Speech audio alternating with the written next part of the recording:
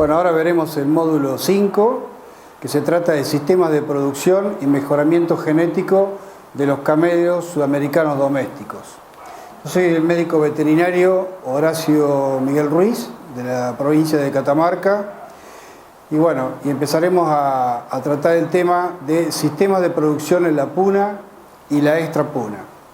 El objetivo de esta sección es brindar los conocimientos necesarios para poder identificar las ventajas y desventajas de la cría de camélidos sudamericanos domésticos en dos sistemas diferentes, la región puna y la región extrapuna o extraandina, que también la denominamos, y en dos contextos diferentes, el ambiental, el económico, social y el cultural, con la finalidad de producir como empresa ganadera en ambos. Una vez domesticados los rebaños de llamas y alpacas, se tendieron más allá de los límites de la puna, siendo creados desde el nivel del mar hasta las grandes alturas de las montañas.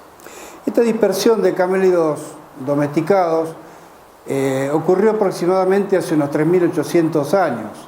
Primero alcanzaron los valles interandinos y luego hace unos 1.400 años las llamas se establecieron en la costa del Perú, en Ecuador y en el noroeste de Argentina. En cambio, las alpacas se extendieron hace aproximadamente 900 a 1000 años hacia la costa del Perú, no encontrándose restos de esta especie en sitios arqueológicos, ni en Argentina y tampoco en Ecuador.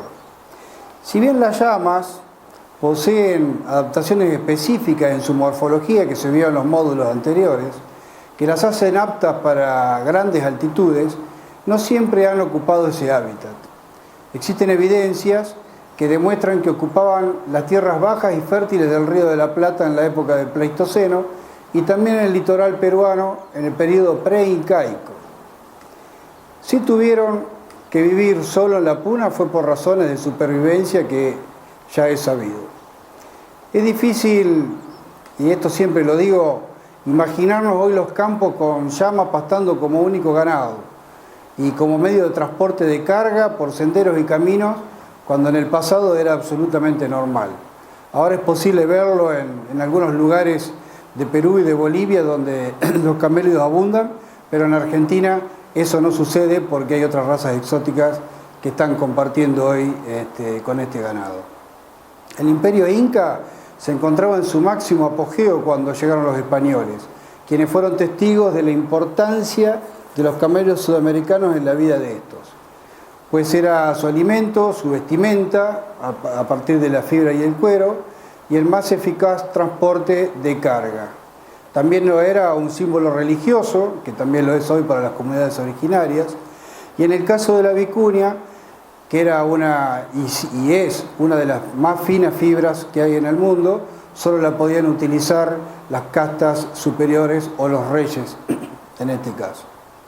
En la actualidad, pasamos a la actualidad, ahora existen numerosas poblaciones de camélidos sudamericanos distribuidos en diferentes partes del mundo. Estas han demostrado una notable adaptación a diferentes ambientes. Países como Australia han otorgado particular importancia a esta ganadería, a tal punto que es uno de los principales exportadores de fibra y de carne, superando ampliamente a Argentina y a Bolivia. Chile, en cambio, es un país que se encuentra en el área de distribución de los camélidos sudamericanos, pero es el que más animales en pie ha exportado a todos estos países que mencionamos, principalmente a Australia y Estados Unidos, sobre todo en los años 70, 80, 90. En realidad los primeros embarques se hicieron en los años 1870, pero en los años 70, 80 y 90 fue el furor, donde muchos animales en pie a partir de los puertos de Chile salieron para estos países. Hoy por lo general no demandan porque la tecnología es suficiente como para poder reproducirse y no demandar tantos ejemplares como lo hacían en esos años.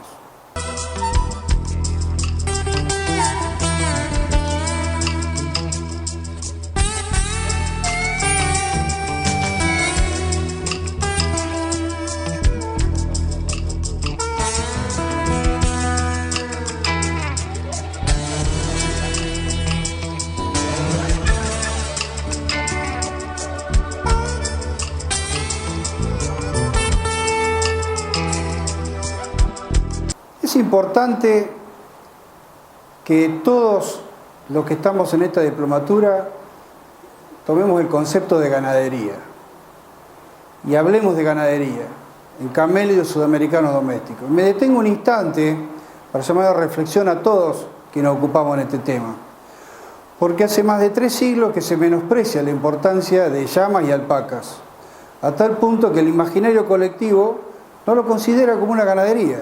Indudablemente su lugar lo ocuparon las ganaderías exóticas, como decimos nosotros en varios puntos de nuestros módulos, porque el bovino, el equino, el ovino, ya dije, caprino, son todos exóticos que fueron introducidos y que desplazaron a los camélidos hacia aquellos ambientes donde esas razas, esas especies no proliferaban de manera natural. Irónicamente hoy, para el común de la gente, la llama la considera exótica o una especie en riesgo o en peligro de extinción. Muchas veces hemos escuchado hablar de ese tema, confundiéndola con sus parientes silvestres como puede ser la vicuña y el guanaco. Más grave aún es que numerosos organismos nacionales y provinciales consideran a la llama y a la alpaca como producciones no tradicionales, ignorando que esta es una especie de hace miles de años que se crían para comer y vestirse en nuestras comunidades originarias y que es una ganadería autóctona. Es imprescindible que en Argentina no hay y no exista una ley. Por ejemplo, las leyes que la contienen a la llama, en este caso como ocurre en Argentina, son leyes que sí promueven y fomentan las razas, por ejemplo, las especies, como es el ovino, por ejemplo, que es la ley que hoy contiene a los camélidos. Hace unos pocos años atrás se intentó dar tratamiento a una ley que contemplaba a los camélidos, pero ¿cómo sería el desconocimiento que se quiso hacer un tratamiento igual a lo que es camélidos domésticos y silvestres? Todo eso es porque no se la considera una ganadería, que es lo que nosotros queremos posicionarla a nivel nacional y que todo el mundo hable de lo que es ganadería. Y también otra cosa más, ya que me estoy tomando este tiempo para hacer algunas aclaraciones, considero, y esto es una apreciación muy particular y mía, que es extremadamente perjudicial para el desarrollo de los camélidos que se los promueva como mascota o pets. Hay vacas, cerdos, cabras y pollos que son humanizados en películas y series infantiles, pero sin embargo no tienen impacto a la hora de consumir su carne. Pero no sé por qué ocurre que en el camélido ocurre lo contrario. Hay mucha gente que cree que no se puede consumir y que no se puede comer, y volviendo al tema, que se creen que no es una ganadería para justamente para que el humano pueda recurrir a ella. Vamos a tratar los camélidos domésticos en la puna. ¿Y qué es la puna? La puna argentina es una altiplanicie que se define una altiplanicie peritropical que varía entre los 3.000 y 4.500 metros sobre el nivel del mar, con cordones montañosos que corren aproximadamente en sentido norte-sur y llegan a superar hasta los 5.000 metros sobre el nivel del mar. Está ubicado entre la cordillera y las sierras subandinas al este y la cordillera principal al oeste. La región puna abarca 4 países de Latinoamérica. Por ese motivo, el nombre se acompañó generalmente por la indicación del país de que se trata. La puna de Perú, la de Bolivia, que es una de las más extensas, la de Chile, que también se la denomina de Atacama, y la nuestra, la de Argentina. En quechua, ¿qué significa? Terreno elevado, abarcando en Argentina unos 8 millones de hectáreas y conformando este espacio común en los Andes, que si bien existen los límites internacionales, ya vamos a ver que no es así para la cultura e historia de sus habitantes.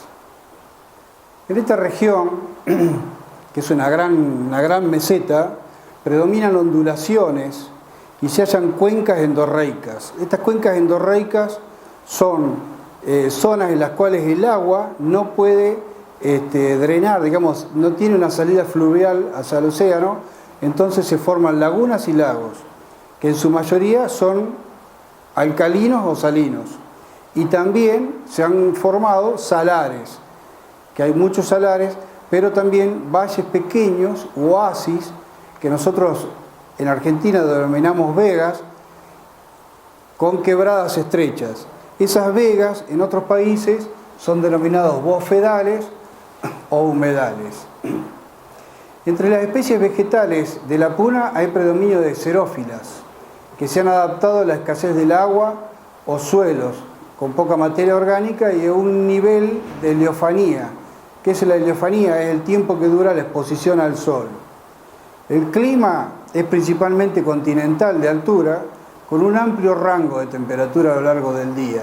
Ese amplio rango de temperatura lo denominamos amplitud térmica.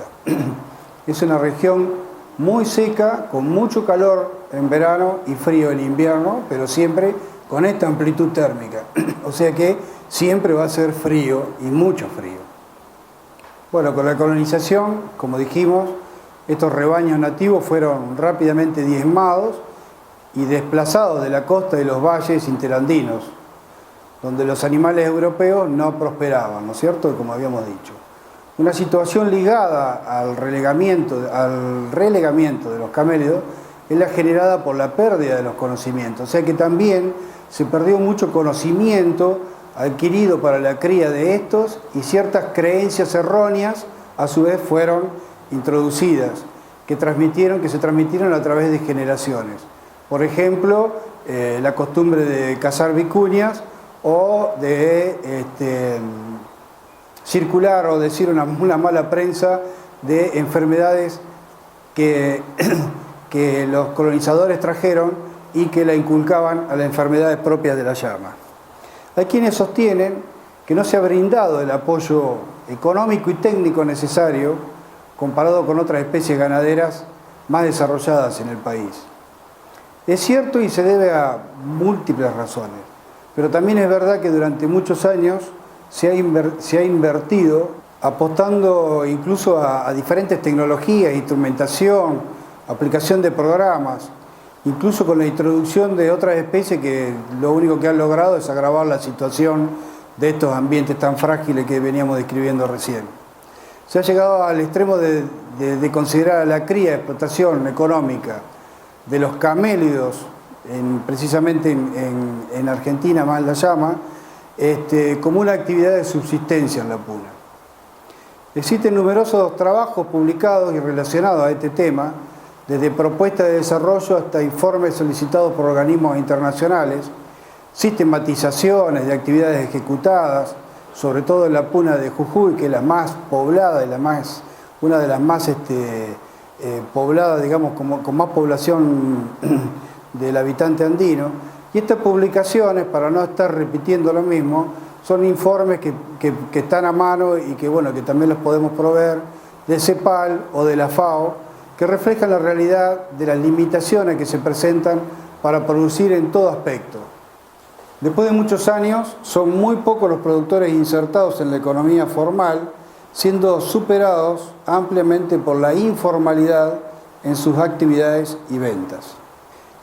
Bueno, como dije en módulos anteriores, se describió las características anatomofisiológicas que tienen los camélidos domésticos y que han desarrollado, digamos, para su adaptación al ambiente.